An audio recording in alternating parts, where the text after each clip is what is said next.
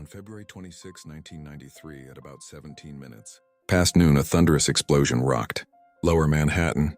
The epicenter was the parking garage beneath the World Trade Center, where a massive eruption carved out a nearly 100-foot crater several stories deep and several more high. 6 people were killed almost instantly. Smoke and flames began filling the wound and streaming upward into the building. Those who weren't trapped were soon pouring out of the building, many panic-stricken and covered in soot. More than 1,000 people were hurt in some way, some badly with crushed limbs. Middle Eastern terrorism had arrived on American soil with a bang.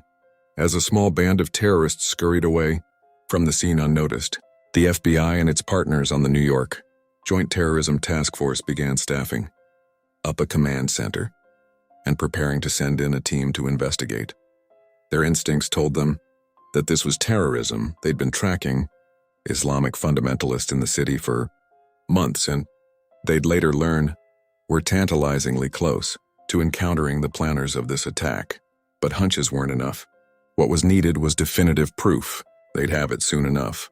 The massive investigation that followed, led by the task force, with some 700 FBI agents worldwide ultimately joining in, quickly uncovered a key bit of evidence. In the rubble, investigators uncovered a vehicle identification number on a piece of wreckage that seemed suspiciously obliterated. A search of our crime records returned a match. The number belonged to a rented van reported stolen the day before the attack.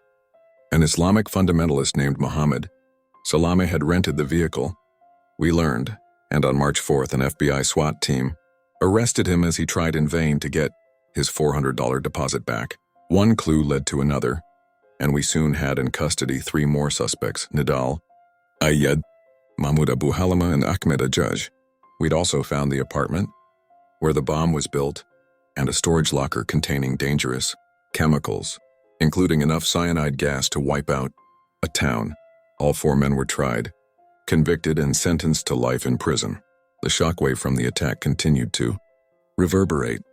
Following the unfolding connections, the task force soon uncovered a second terrorist plot to bomb a series of New York landmarks simultaneously, including the UN building, the Holland and Lincoln tunnels, and the Federal Plaza, where our office in New York is housed.